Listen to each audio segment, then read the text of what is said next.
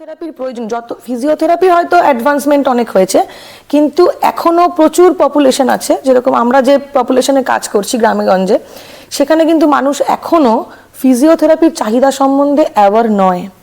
তো মানুষকে অন্তত আমি এটা বলতে চাই যে ফিজিওথেরাপির প্রয়োজনীয়তাটা কতটুকু সেটা যদি আপনি একটু খুলে বলেন।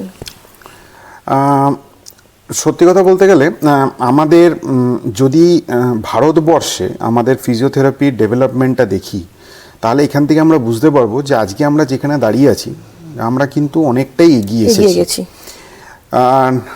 1953 স্বাধীনতার পর 1953-তে আমার যতটুকু মনে পড়ছে যে first physiotherapy college set up হয়েছিল মুম্বাইতে। নমস্কার, বিয়ন্ড দ্য কার্টেন উইথ দেবারতীতে আপনাদের সকলকে স্বাগত। আজকে আমার পডকাস্ট চ্যানেলের প্রথম ভিডিও শ্যুট হচ্ছে এবং আজকের অতিথি হিসাবে আমাদের মাঝখানে উপস্থিত রয়েছেন ডক্টর রিতম ব্যানার্জি। ওনার সাথে আমরা যে বিষয়টা নিয়ে আলোচনা করব সেটা চিকিৎসা বিজ্ঞানের খুব গুরুত্বপূর্ণ একটি অংশ, সেটা হচ্ছে ফিজিওথেরাপি। এবং ফিজিওথেরাপির বিষয়ে অনেক জানা অজানা তথ্য এবং ফিজিওথেরাপির কেরিয়ার, এই সমস্ত যেগুলো প্রত্যেকটা মানুষের জানা দরকার, এই ইনফরমেশনটুকু আপনাদের সামনে দেওয়ার জন্যই আজকের এই ভিডিও। নমস্কার স্যার। তো প্রথমেই আজকে আমাদের যে টপিক সেটা হচ্ছে ফিজিওথেরাপি চিকিৎসার অতীত, বর্তমান এবং ভবিষ্যৎ। এই নিয়ে আমরা আজকের আমাদের আলোচনাটা শুরু করব। তার আগে আপনি যদি নিজের সম্বন্ধে কিছু বলেন তাহলে আমাদের খুব ভালো লাগবে। প্রথমত নমস্কার সবাইকে। আমি ডক্টর রিতম ব্যানার্জি। আমি একজন ফিজিওথেরাপিস্ট। আমি নিজের বলতে আমি I have completed my BPT এমপিটি from Bardhaman medical college. আমার স্পেশালাইজেশন হচ্ছে নিউরোলজি। দীর্ঘ 7 থেকে 8 বছর শিক্ষাগত জগতে থাকার পর এবং বিভিন্ন হসপিটালে অ্যাটাচমেন্ট থাকার পর এখন MRW ফিজিওথেরাপিতে চাকরিরত আমি এখন অন্ডাল ব্লক হসপিটালে, পশ্চিম বর্ধমান। এবং ফিজিওথেরাপিতে আমার এই জার্নি প্রায় 10 বছরের কাছাকাছি। প্রথমেই আমরা যেটা শুরু করতে চলেছি সেটা হচ্ছে এই ফিজিওথেরাপি চিকিৎসার ইতিহাসটা একটু যদি সবাইকে খুলে একটু বলেন। হ্যাঁ, প্রথমে ফিজিওথেরাপি আমাদের কাছে আমরা আজকে যে ফিজিওথেরাপিটা দেখছি এটা একটা modern aspect of physiotherapy. Physiotherapy শুরুটা যদি আমরা দেখি, এটা অনেক আগে, প্রায় এটা একটা অ্যানশিয়েন্ট পিরিয়ড থেকে ফিজিওথেরাপি হয়ে আসছে। তখন হয়তো পার্টিকুলারলি কেউ ফিজিওথেরাপি বলে জিনিসটা জানতো না।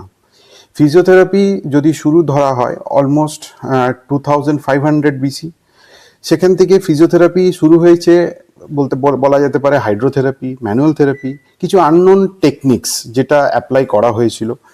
কিন্তু ধীরে ধীরে আমরা দেখি যে আগামী যে প্রজন্মে যখন ফিজিওথেরাপি আরও এগিয়ে এলো, যেমন hypocrites, father of medicine, around 500 BC ফিজিওথেরাপিতে উনি হাইড্রোথেরাপি ইউজ করেছেন, ম্যানুয়াল থেরাপি টেকনিক্স ইউজ করেছেন। পরবর্তীকালে ফিজিওথেরাপি আরও ডেভেলপমেন্টের দিকে যদি আমরা এগিয়ে যাই, যেমন 18th সেঞ্চুরিতে যদি আমরা একটু দেখি, অনেক রিসার্চ বলছে 18th সেঞ্চুরিতে ফিজিওথেরাপির প্রোগ্রেস খুব স্লো ছিল, বাট প্র্যাকটিস কিন্তু বন্ধ ছিল না। 18th সেঞ্চুরির পরে 19th সেঞ্চুরি, সেখানে ফিজিওথেরাপির কিন্তু আসল ডেভেলপমেন্ট এলো, যেটা বলা যেতে পারে যে এই যে ফিজিওথেরাপি যেটা আগে কেউ জানছিল না, এখন এই 19th সেঞ্চুরিতে ফিজিওথেরাপি সুইডেনে প্রথম দেখা যায় যে ফিজিওথেরাপি কনসেপ্ট নিয়ে আসা হলো। এবং সুইডেনে খুব ভালো একটা জিমন্যাস্টিক্স করা হলো, যেখানে সমস্ত স্পোর্টস রিলেটেড অ্যাক্টিভিটি ফিজিওথেরাপিতে শুরু করা গেছে। সেই সময় ধীরে ধীরে আমরা 20th সেঞ্চুরিতে দেখব যে 20th সেঞ্চুরিতে রিসার্চ ডেভেলপমেন্ট অ্যাজ সাচ হয়নি, বাট 20th সেঞ্চুরিকেই যদি আমরা 3 ভাগে দেখি তাহলে আমরা দেখতে পাই যে একটা ওয়ার্ল্ড ওয়ার সিচুয়েশন ছিল, যেখানে ফিজিওথেরাপির রোল ট্রিমেন্ডাস ছিল। সেখানে একটা nursing care, post traumatic injuries, এগুলোতে ফিজিওথেরাপি প্রচণ্ড রকমের ইউজ হয়েছে। তারপর মিড 20th সেঞ্চুরিতে ডেভেলপমেন্ট স্টার্ট হলো, সেখানে ফিজিওথেরাপি অনেক রিসার্চ বেসড হলো, অনেক জানা অজানা অনেক কিছু উঠে এলো। তখনও কিন্তু ফিজিওথেরাপির ইলেকট্রোথেরাপির ব্যবহারটা ততটা ছিল না। এখনো রিসার্চ অনেক জায়গায় এটাকে ক্লিয়ার করে বলতে পারছে না। লেট টোয়েন্টিজে আমরা দেখতে পাচ্ছি যে অনেক তথ্য আমাদের সামনে উঠে এলো। এরই মাঝে ফিজিওথেরাপি যে কনসেপ্টটা অ্যাব্রডে, বিদেশে অনেক বেশি প্রচলিত হয়েছে, এবং লেট টোয়েন্টিজে আমরা দেখতে পাচ্ছি যে ফিজিওথেরাপির একটা ট্রিমেন্ডাস পরিবর্তন দেখা গেছে। 21st সেঞ্চুরি যেখানে একটা মডার্ন ওয়েতে ফিজিওথেরাপি আমাদের সামনে এলো, আজকে এই 21st সেঞ্চুরিতে আমরা ফিজিওথেরাপিকে দেখছি as what to say in a different specialisation mode, এবং Yes. সেখানে অ্যাডভান্সমেন্ট অফ ফিজিওথেরাপি, যেখানে ম্যানুয়াল থেরাপির কনসেপ্ট আরও ক্লিয়ার হলো, সেখানে ইলেকট্রোথেরাপির ইন্ট্রোডাকশন, এবং এই যে ইলেকট্রোথেরাপি, এই যে ডিফারেন্ট ইলেকট্রিক্যাল মোডস আমরা জানতে পারছি, সেগুলো অনেক রিসার্চ বেসড। এর ফলে ফিজিওথেরাপি কিন্তু প্রত্যেকটা জেনারেশনে কিন্তু এগিয়ে আসছে, এবং তার রোল কিন্তু কোথাও না কোথাও আগেও ইউজ হয়েছে, এখন তো মডার্ন মেডিসিনের এটা একটা ইম্পর্টেন্সটা ডেফিনেটলি আছে। অবশ্যই। আর এছাড়াও যেটা ফিজিওথেরাপিতে আসছে সেটা হচ্ছে যে মানে অ্যাডভান্স ফিজিওথেরাপি সম্বন্ধে যদি আপনি কিছু বলেন। অ্যাডভান্স ফিজিওথেরাপি, এই যে 21st সেঞ্চুরির একদম আমরা এখন যেখানে দাঁড়িয়ে আছি, সেখানে আমরা দেখতে পাই যে অ্যাডভান্স ফিজিওথেরাপি অনেক ডেভেলপড হয়ে এসেছে। আগে এই অ্যাডভান্স ফিজিওথেরাপি বলতে যেমন খুব সহজ করে বলতে গেলে যে টেলিফিজিওথেরাপি, এটা আমাদের আগে ছিল না। আমাদের আমরা জানতাম ফিজিওথেরাপি স্পেশালাইজেশন হচ্ছে orthopedical use in physiotherapy, neurological cases in physiotherapy, sports in physiotherapy. স্পোর্টসটা তো বহু পুরনো। এরপর আস্তে আস্তে এখন যেমন জেরিয়াট্রিক পপুলেশন বেসড ফিজিওথেরাপির একটা বিরাট ডিমান্ড, যেখানে আমরা কাজ করছি MRW হিসেবে, এবং তারপরেই আছে কমিউনিটি কার্ডিওপালমোনারি, তো একটা ডেফিনেটলি পার্ট আগে ছিল। এখন ডেভেলপমেন্টের ক্ষেত্রে আমি যেটা বলবো যেটা হচ্ছে কমিউনিটি বেসড রিহ্যাবিলিটেশন। এইটা একটা খুব ডেভেলপমেন্ট হচ্ছে এই ফেজটায়, community based rehabilitation, geriatric, community based, telephysiotherapy, এগুলো এখন সবচেয়ে ডিমান্ডিং। এবং যদি রিহ্যাবিলিটেশন গ্রুপে দেখা যায়, যেমন নিউরো রিহ্যাবিলিটেশন, আমি নিউরোলজি স্পেশালাইজেশন, তাই আমি ইন্টারেস্ট সবসময় নিউরোলজিতে রাখি। তাই নিউরো রিহ্যাবিলিটেশনে এই যে আমরা থিওরিতে বা পড়াশোনাতে খুব দেখেছি বায়োফিডব্যাক, এখন এই বায়োফিডব্যাক নিয়ে আমরা কিন্তু আগামী যে ট্রিটমেন্ট প্রসিডিওরগুলো অনেক বেশি ভালো কাজ করছি। যেমন ফর এক্সাম্পল একটা VR কনসেপ্ট এখন খুব ভালো চলছে, রোবোটিক্স। হ্যাঁ, তো রোবোটিক্সের ওপরে একটা বিরাট কাজ হচ্ছে। রোবোটিক্সের অনেকগুলো পার্ট, তার মধ্যে এক্সোস্কেলিটন রোবোটিক্স নিয়ে প্রচুর কাজ হচ্ছে। খুব ভালো ভালো ইউনিভার্সিটি ভারতবর্ষের এবং তথা বিশ্বের তারা এগিয়ে এসছে এটার উপরে। সো অ্যাডভান্স ফিজিওথেরাপি ট্রিমেন্ডাসলি কাজ হচ্ছে, এবং সমস্ত রিসার্চ গ্রুপ ফিজিওথেরাপিকে নিয়ে কাজ করার জন্য এগিয়ে আসছে। অবশ্যই। এবার যেটা বক্তব্য, অনেকে ফিজিওথেরাপির প্রয়োজন, যত ফিজিওথেরাপি হয়তো অ্যাডভান্সমেন্ট অনেক হয়েছে, কিন্তু এখনো প্রচুর পপুলেশন আছে, যেরকম আমরা যে পপুলেশনে কাজ করছি গ্রামে গঞ্জে, সেখানে কিন্তু মানুষ এখনো ফিজিওথেরাপির চাহিদা সম্বন্ধে অ্যাওয়ার নয়। তো মানুষকে অন্তত আমি এটা বলতে চাই যে ফিজিওথেরাপির প্রয়োজনীয়তাটা কতটুকু, সেটা যদি আপনি একটু খুলে বলেন। সত্যি কথা বলতে গেলে আমাদের যদি ভারতবর্ষে আমাদের ফিজিওথেরাপির ডেভেলপমেন্টটা দেখি, তাহলে এখান থেকে আমরা বুঝতে পারবো যে আজকে আমরা যেখানে দাঁড়িয়ে আছি আমরা কিন্তু অনেকটাই এগিয়ে এসেছি। 1953 স্বাধীনতার পর 1953-তে আমার যতটুকু মনে পড়ছে যে first physiotherapy college set up হয়েছিল মুম্বাইতে, ডক্টর GS সেট মেডিকেল কলেজে। স্যার ওই কলেজে ফিজিওথেরাপি কোর্স ফার্স্ট কারিকুলাম হিসেবে স্টার্ট হয়। পরবর্তীকালে বিভিন্ন ইম্পর্টেন্ট মেজর সিটিজে ফিজিওথেরাপির কোর্স কিন্তু শুরু হয়েছিল, এবং সেগুলো এই মডার্ন ফিজিওথেরাপি কন্ডিশন, যখন আমরা এই মডার্ন 21st সেঞ্চুরিতে আসছি, এগুলো অনেক বেশি ডিগ্রি লেভেলে এসেছে। এবার এই ডিগ্রি বেসড লেভেলে যখন এসেছে, তখন স্টুডেন্ট সংখ্যা ধীরে ধীরে বেড়েছে, আমরা বিভিন্ন সেক্টরে কাজ করছি, এবং মানুষ কিন্তু এতে আগের চেয়ে অনেক বেশি অ্যাওয়্যার। আমি যদি ধরে নিই আজ থেকে 15 বছর আগে ফিজিওথেরাপি সিচুয়েশন কিন্তু আজ মানে এতটা ডেভেলপ ছিল না, তখন মানুষ এতটা জানতো না হয়তো। সে অর্থে কমিউনিটি মানে যে প্রচারটা সেটা এখন যতটা হচ্ছে আগে ততটা হতো না। বা আমাদের পাশ করা যে ফিজিওথেরাপি সংখ্যা সেটা অনেক কম ছিল। এখন আমাদের মানে পশ্চিমবঙ্গের কথা যদি বলি, মোর দেন 13 ইউনিভার্সিটি কলেজেস অ্যান্ড ইউনিভার্সিটিস, তারা ডিমড ইউনিভার্সিটিস বা গভর্নমেন্ট ইউনিভার্সিটিস, তারা কিন্তু খুব সাকসেসফুলি কোর্সটা রান করছে এবং দেখা যাচ্ছে যে স্টুডেন্টের ইন্টারেস্টও অনেক বেশি। তার মানে এটাকে যদি আমরা কোরিলেট করি যে গ্রামে গঞ্জে মানুষ কী করে জানবে, তাহলে আমাদের এই যে আমরা যে কাজগুলো এখন করছি MRW ফিজিওথেরাপি, এতে দেখা যাচ্ছে যে এই MRW ফিজিওথেরাপিস্টরা যারা আজকে আমরা গ্রামে গঞ্জে বিভিন্ন সেক্টরে গিয়ে কাজ করছি, আমরা কোনো না কোনোভাবে আমরা কিন্তু মানুষকে অ্যাওয়্যার করছি ফিজিওথেরাপি ডেভেলপমেন্টের দিকে। তাহলে আমরা এইটা আশা রাখতে পারি যে আমাদের এই 15 বছরে যতটা অসুবিধে হয়েছিল, আগামী আরো দিনে 15 বছরে আরো অনেকটাই মানুষ অনেক আমরা বেশি অ্যাওয়্যার হবে এবং অনেক প্রফেশনটা অনেক বেশি ডেভেলপড জায়গায় যাবে। প্রফেশনাল ডেভেলপমেন্ট করতে গেলে মানে যারা নতুন কেরিয়ার শুরু করতে চাইছে তাদের ক্ষেত্রে অনেক বেশি সুবিধা হবে এবং তারা অনেকটা এগিয়ে থাকবে। আমরা যেটা যেটা শিখে বড় হয়েছি, ওরা আরো অ্যাডভান্স অনেক কিছু শিখে বড় হবে এবং তারা আগামী দিনে আরো বেশি মানুষকে ভালো চিকিৎসা প্রদান করতে পারবে বলে আশা রাখা যায়। এখন পশ্চিমবঙ্গে ফিজিওথেরাপির একটা কালচার অন্য, আমি দেখি যে যতটুকু, এবং পশ্চিমবঙ্গের বাইরে ফিজিওথেরাপির কালচারটা আরো একটু অন্যরকম এবং বিদেশে আরো অ্যাডভান্স। যতটা এক্সপেকটেশন আমাদের পশ্চিমবঙ্গে আমি চাই যে এখন হোক, সেটা ফুলফিল হয় না, সেটা দেখতে পাই যে রাজ্যের বাইরে বা দেশের বাইরে অনেক বেশি ডেভেলপ করছে। তো সেটা পশ্চিমবঙ্গে বা আমাদের দেশের মধ্যে ডেভেলপমেন্টটা একটু কম কেন?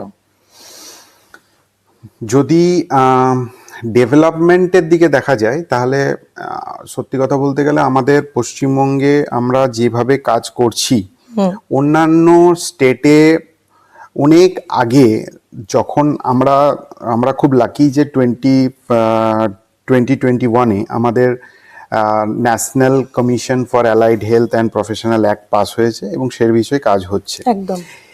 তার আগে যদি আমরা দেখি সিনারিওটা, তো অনেক স্টেট কিন্তু অলরেডি তারা নিজেদের কাউন্সিল ফর্ম করে নিয়েছিল, যার ফলে তারা অনেক স্ট্রাকচার্ড এনভায়রনমেন্টে নিজেরা কাজ করছিল, যেটা আমাদের কিন্তু নেই বা আমাদের এখনো নেই।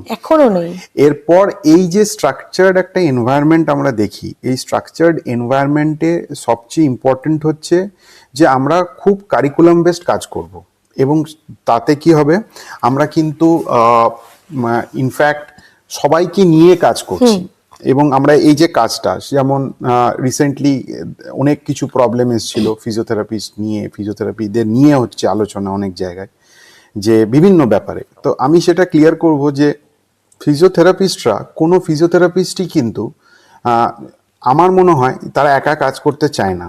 সবাই কিন্তু চায় যে আমরা সব মানে এই মেডিকেল ফ্র্যাটার্নিটিটাকে নিয়ে কাজ করি এবং এই মেডিকেল ফ্র্যাটার্নিটিটা নিশ্চয়ই ওনারাও অ্যাওয়্যার যে ফিজিওথেরাপিস্ট কতটা কাজ জানে, কি করতে পারে, এবং আমরাও নিজেরা কিন্তু খুব সেলফ কনসিয়াস। হ্যাঁ, যে আমরা যারা কোয়ালিফাইড ফিজিও তারা আমরা কিন্তু খুব সেলফ কনসিয়াস যে আমরা কতটা করব, কিভাবে করব, কেমন করে করব। তাই যদি আমি ওভারঅল সিনিয়রটা আরেকবার যদি একটু গুছিয়ে বলি, তাহলে দেখা যাবে যে অন্যান্য স্টেটে কাউন্সিল ফরমেশনের জন্য তাদের ইনফ্রাস্ট্রাকচার ওয়েতে তারা অনেক ভালো কারিকুলাম বেসড কাজ করে এসেছে বলে তারা কিন্তু একটা ভালো জায়গায় পৌঁছে আছে অলরেডি। আমরা এখনো পর্যন্ত সেরকম কোনো কারিকুলাম বেসড বা স্ট্রাকচার্ড এনভায়রনমেন্টে কাজ করে উঠতে পারিনি। সেটা হয়তো বিভিন্ন অ্যাডমিনিস্ট্রেশন ইস্যুস, সেগুলো দেখা হবে। আমাদের সর্ববৃহৎ association, Indian association of physiotherapist দীর্ঘদিনের লড়াইয়ের মধ্যেও আছে এবং আমি ওনাদের মেম্বার হয়ে এইটুকু খুব আশাবাদী যে ওনারা এতদিন যেটা লড়েছে, হয়তো ফিজিওথেরাপির কমিউনিটির জন্য পশ্চিমবঙ্গে আগামী দিনে ওরা আরও লড়ে হয়তো আমাদের এবং পরবর্তী প্রজন্মদের একটা ভালো জায়গা তৈরি করবে। এবার আমি এই কথাটা জানতে চাইছি যে যারা আগামী দিনে ফিজিওথেরাপি পড়বে বলে আশা রাখছে, তাদের উদ্দেশ্যে আপনি যদি কিছু বলেন, মানে তারা কিভাবে এগোবে এবং কিভাবে এগোলে অন্তত মানে আমাদের রাজ্যে কিভাবে এগোলে তারা বিভিন্ন কলেজে ভর্তি হতে পারবে বা তাদের ভবিষ্যৎটা কি? কারণ অনেক বাবা মায়েরা আমার কাছে এসে জিজ্ঞেস করেন যে কিভাবে, মানে কি পরীক্ষা দিলে বা কিভাবে এগোলে আমরা ফিজিওথেরাপিতে ছেলে মেয়েকে ভর্তি করতে পারবো, বা এর কেরিয়ারটা কি। মানে অনেকে এটা, এই ছেলে মেয়েকে তো অনেকে ভর্তি করে দেয়, কিন্তু তারপরে সেই স্টুডেন্টরাও কিন্তু এটা বুঝতে পারে না বা অ্যাওয়ার নয় যে এরপরে কি বিষয় কিভাবে এগোবে বা এর কেরিয়ারটার ব্যাপ্তি কতটা। প্রথমত বলি যে আমাদের অলরেডি যে national commission for allied health and professional এই যে অ্যাক্টটা, তাতে কিন্তু পরিষ্কার বলা আছে যে আগামী বছর থেকে যে অ্যাডমিশন প্রসিডিওর ব্যাচেলর অফ ফিজিওথেরাপিতে লাগু করা হয়েছে সেটা হচ্ছে নিট। এবং নিট হচ্ছে একমাত্র এন্ট্রেন্স এক্সামিনেশন যার মারফত স্টুডেন্টরা নিজেদের তাতে উত্তীর্ণ হয়ে তখনই তারা বিপিটিতে চয়েস নিতে পারবে। তার মানে এটা একটা পরিষ্কার, যারা এখন নিট জন্য প্রিপারেশন নিচ্ছে for MBBS, for other courses, তারা তাদেরকেও মাথায় রাখতে হবে যে যদি ইনি ফিজিওথেরাপি কেউ পড়ে বা পড়তে চায় ইন ফিউচার, তাকে ওই নিটটাই কিন্তু দিয়ে আসতে হবে। এখনো পর্যন্ত সরকারের ফিজিওথেরাপি বা এমবিবিএস বা আয়ুর্বেদিক, হোমিওপ্যাথি, যেটাতেই তুমি যাও না কেন, একমাত্র দরজা নিট। ওটা ক্লিয়ার না করলে এগোনো সম্ভব নয়। হ্যাঁ, এবং নিট, আমি একটা জিনিস বলি, নিট এত ইম্পর্টেন্ট একটা ক্রাইটেরিয়া যেখানে প্রত্যেকটা স্টুডেন্টদের ক্যাপাবিলিটিটাকে জাজ করে তারা প্রফেশনে আসবে। এবং তাই আমি মনে করি এখন আর কোনো কনফিউশনের জায়গা নেই। স্টুডেন্ট মানে কোন ইউনিভার্সিটিতে কবে এক্সাম, কখন ফর্ম ফিল আপ, কি পরীক্ষা, এইসব তার চেয়ে এখন আমরা একটাতেই ফোকাস করব, নিট, এবং আগামী দিনে নিট এক্সামিনেশনে উত্তীর্ণ হয়ে বিপিটিতে আসা।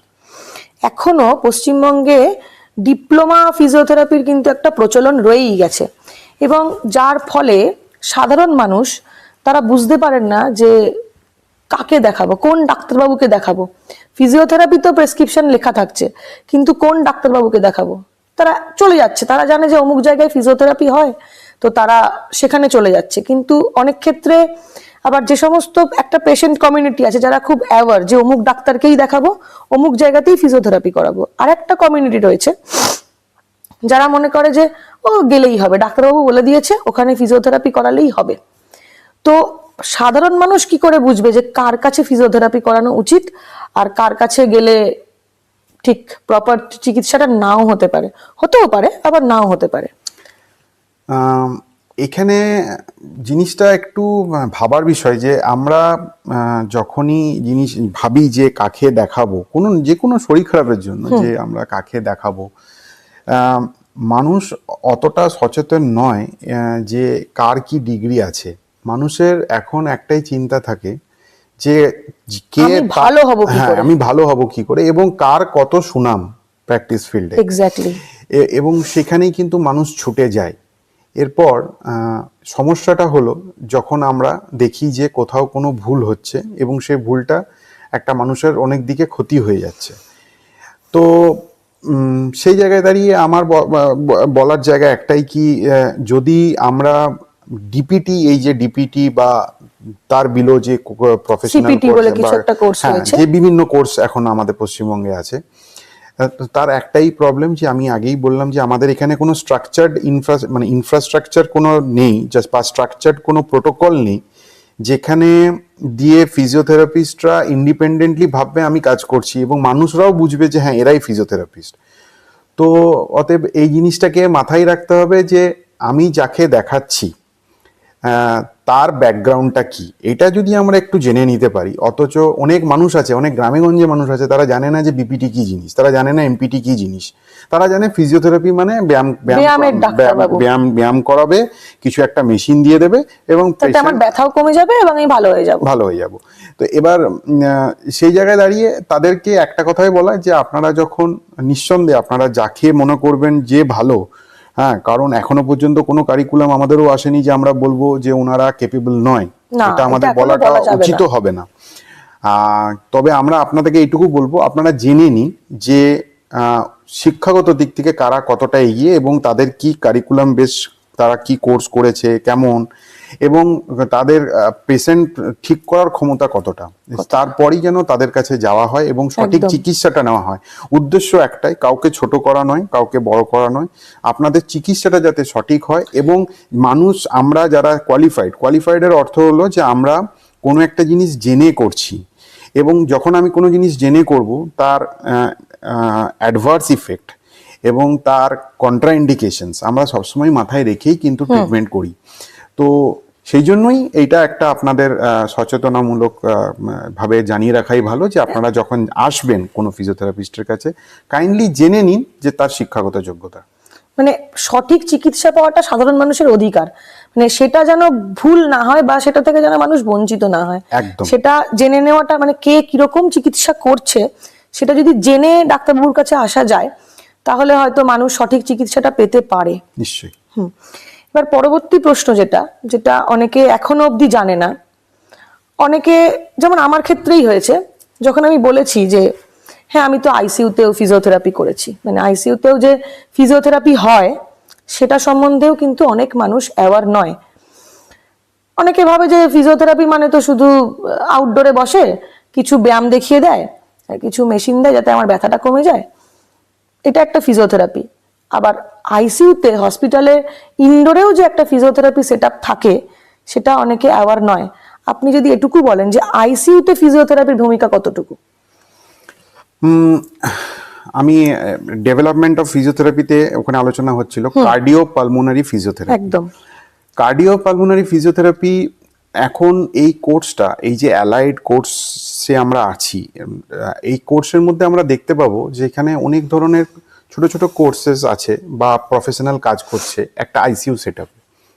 কেউ রেসপিরেটরি থেরাপিস্ট, কেউ ফিজিওথেরাপিস্ট, কেউ বা টেকনিশিয়ান গ্রুপের। তো এবার তারাও কিন্তু, তাদেরও কিছু ভূমিকা আছে, যেমন কন্ট্রোলিং অফ মেশিনস, কেউ রেসপিরেটরি পার্ট দেখছে, ফিজিওথেরাপি ওভারঅল দেখছে। এবার ফিজিওথেরাপি কি কাজ এটা আমাদেরকে জানাটা দরকার। ফিজিওথেরাপি যখন একটা আইসিইউতে যাচ্ছে, পেশেন্ট দেখছে, আমাদের রোলটা হচ্ছে একটা ওভারঅল রোল, যেখানে আমরা পার্টিকুলারলি রেসপিরেটরি পার্টটা শুধু দেখব না, আমরা তার একটা পেশেন্টের টোটাল তার যে কমপ্লিকেশনস, তার যেটা নিয়ে সে ভর্তি আছে, তার এখন যেটা তার ফাইটিং যে সিচুয়েশনে আছে, তার স্বাস্থ্যের দিক থেকে, সেগুলো সমস্ত কিছু দেখে জাজ করে আমরা ডিসিশন নেবো পেশেন্টকে কত তাড়াতাড়ি মোবিলিটিতে নিয়ে আসা যায়, কত তাড়াতাড়ি পেশেন্ট যাতে ডিপেন্ডেন্ট, নিজের চেষ্টায় যাতে সে মানে ভালোভাবে শ্বাস নিতে পারে এবং তাতে যেন কোনো ধরনের তার অসুবিধে না হয় এবং হার্ট লাং ফাংশনটা যাতে মেনটেন হয়। এবার আমরা কেন আইসিইউতে কাজ করলেও মানুষ সেটা বুঝে উঠতে পারে না, কারণ এই যে আজকে যে প্রোগ্রামটাতে আমরা আছি, বিয়ন্ড দ্য কার্টেন, ফিজিওথেরাপি সবসময় কিন্তু বিয়ন্ড দ্য কার্টেনই রয়ে গেছে। এক্স্যাক্টলি। ফিজিওথেরাপি হয়তো মেডিসিন দেয় না ঠিক কথায় ফিজিওথেরাপিস্টরা, কিন্তু আমাদের যে ছোট ছোট ভূমিকাগুলো, এই যে পেশেন্টকে একটা নর্মাল জীবনে ফিরিয়ে নিয়ে আসা, আমাদের একটা কমিউনিটিতে তাদেরকে একটা জায়গা ক্রিয়েট করে দেওয়া, সেই জিনিসগুলো কিন্তু আমরা ফিজিওথেরাপিস্টরা দীর্ঘদিন ধরে করে এসেছি।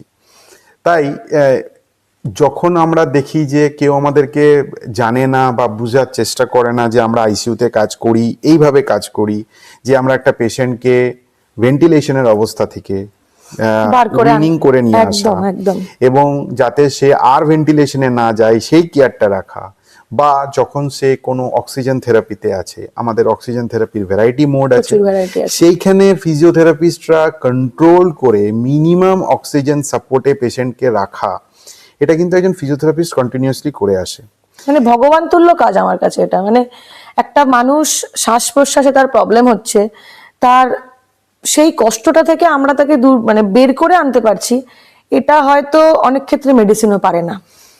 হ্যাঁ, আমি ওটাই বলছিলাম, বিয়ন্ড দ্য কার্টেন আমরা কাজ করে যাচ্ছি এবং এই যে মেডিসিন গ্রুপ, এই যে মেডিসিনের পার্টটা আমি যদি বলি, মেডিসিন তো কিছু স্পেসিফিক সিমটমস এবং কিছু কন্ডিশনের বেস্ট করে ট্রিটমেন্ট করতে হয়, কিন্তু ওভারঅল ওনার যে ফাংশনাল পারফরমেন্স, ওনার যে আমরা খুব যেটা নিয়ে চর্চা করি যে activities of the daily living, এইগুলো কিন্তু একজন ফিজিওথেরাপিস্টরাই দীর্ঘদিন ধরে করে আসছে এবং আগামী দিনেও তারাই করে আসবে এই আশা রাখছি। একদম।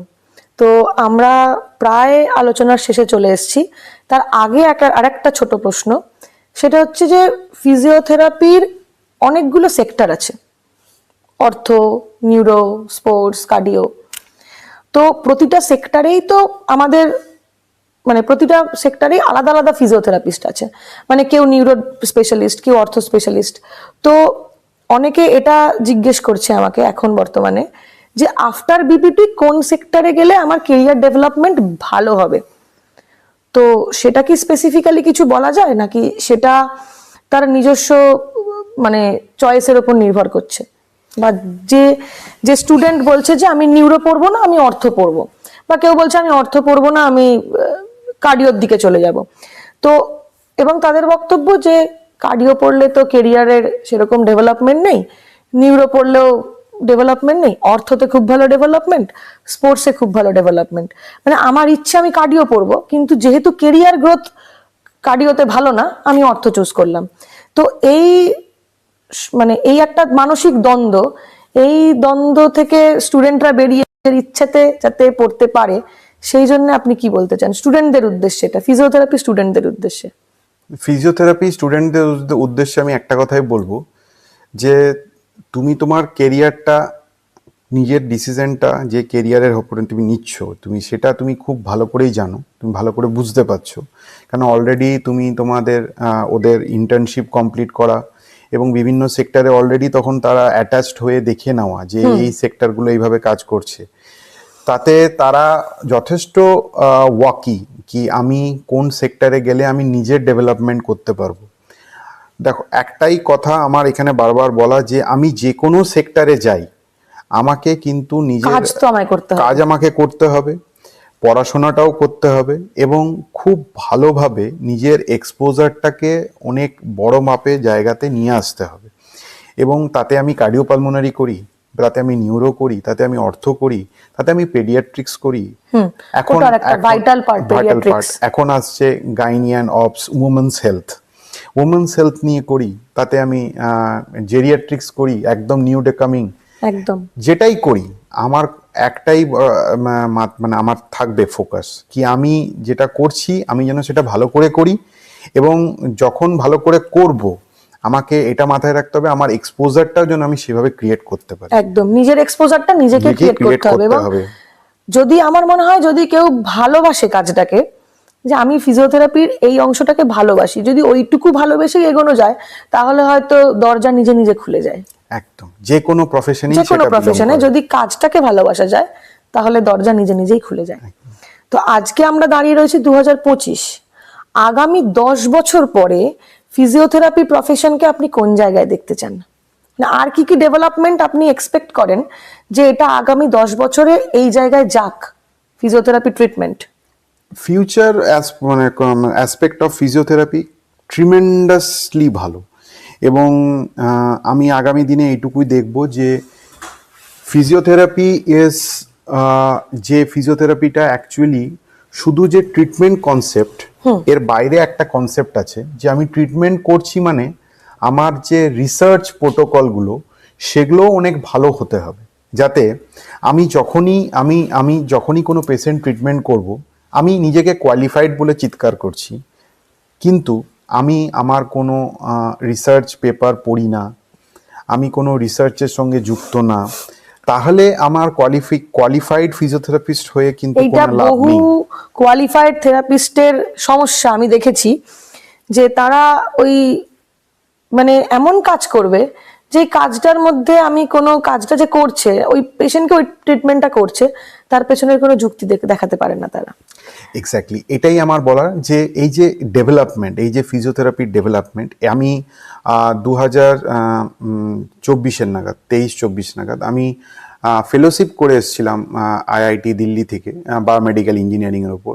তখন বুঝেছিলাম যে ফিজিওথেরাপি যে কনসেপ্টটা সেটা কিন্তু একটা সীমিত রিসার্চের ব্যাপার নয়, যে আমি শুধু আল্ট্রাসাউন্ড দিচ্ছি সেটার উপরে 10টা রিসার্চ করলাম না।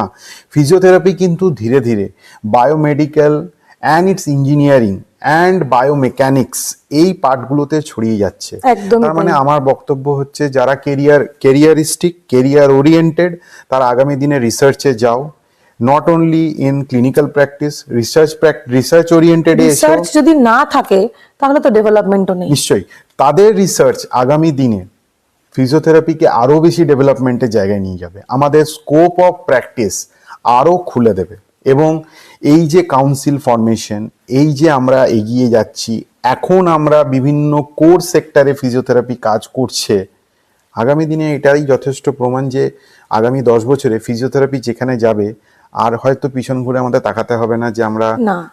আমরা কোথায় দাঁড়িয়ে আছি। মানে অন্তত এটা ভাববো যে আমরা যে প্রফেশনটাকে চুজ করেছি সেই প্রফেশনটাকে আমরা চুজ করিনি, প্রফেশন আমাদের থেকে চুজ করে নিয়েছে। নিশ্চয়ই। একদম, মানে এটা নিজের কাজের প্রতি ভালোবাসা এবং রিসার্চ বেসড প্র্যাকটিস, এটা যদি না থাকে তাহলে কিন্তু কোনো ডেভেলপমেন্ট ভবিষ্যতে হবে না। নিশ্চয়ই, একদম। সুতরাং রিসার্চটা চালিয়ে যেতে হবে, একদম। তাহলে হয়তো ভবিষ্যতে ফিজিওথেরাপিকে আমরা আরো, মানে এখন যে জায়গায় রয়েছে সেখান থেকে আরো অনেক উঁচু জায়গায় আমরা ভবিষ্যতে দেখতে পাবো বলেই আশা রাখি। অনেক ধন্যবাদ আপনাকে। আমাকে, মানে আমি এই এটা করব, পডকাস্টটা করব আপনার সঙ্গে, সেটার প্ল্যানিং আমার অনেক 6-7 মাস আগে থেকে, সেটা আলটিমেটলি আজকে হলো এবং আপনি শুরু করলেন আমার পথ চলা পডকাস্ট হিসেবে। মানে পডকাস্ট চালাবো এবং এটা যে বিভিন্ন সেক্টরে, শুধু যে ফিজিওথেরাপি নিয়ে আমি পডকাস্টিং করব সেটা আমার মোটো নয়। আমার মোটো হচ্ছে যেগুলো যেগুলো বিয়ন্ড দ্য কার্টেন রয়েছে, যে যে সেক্টরগুলো আমাদের সমাজে, সেই সব কিছু সেক্টর নিয়ে এগোবো এবং ভবিষ্যতে আশা রাখি যে আর অনেকটা দূর পথ চলা বাকি আমারও। প্রফেশনের পাশাপাশি এটাকে নিয়ে যেতে পারলে খুশি হব। অনেক ধন্যবাদ। আপনি শুরুতেই, আমার এখানে একটাই বক্তব্য থাকবে, আমার অনেক অনেক বেস্ট উইশেস, থ্যাংক ইউ। আশীর্বাদ এবং ভালোবাসা তোমাকে এবং তোমার এই নতুন যে তোমার কনসেপ্ট যাতে আরো অনেক অনেক দূর এগিয়ে যায়, অনেক ভালো ভালো কাজ হয় এবং এই আশা রেখে আগামী আরো যাতে আমরাও যাতে খুব ভালো কাজ করতে পারি। একদম, মানে এটা শুরুটাই ফিজিওথেরাপি রিলেটেড রাখার একটাই কারণ, প্রথম কারণ তো আমার প্রফেশন এটা, দ্বিতীয় কারণ হচ্ছে যাতে ফিজিওথেরাপি সম্বন্ধে মানুষ এখনো অ্যাওয়ার নয়, তাদেরকে এই অ্যাওয়ারনেসটা তাদের মধ্যে ছড়িয়ে দেওয়ার জন্য আমার মনে হলো যে এটা একটা মাধ্যম হতে পারে। তাই এই মাধ্যমটাকে কাজে লাগানোর জন্যই আমি এভাবে ভাবনা চিন্তা করলাম, কারণ মানুষের কাছে পৌঁছানোর এখন একমাত্র রাস্তা সোশ্যাল মিডিয়া। নিশ্চয়ই। তো এই কারণে এভাবে যদি মানুষের কাছে পৌঁছানো যায় তাহলে হয়তো অনেক বেশি মানুষ শুনবে, জানবে, দেখবে। নিশ্চয়ই। অনেক ধন্যবাদ আপনাকে।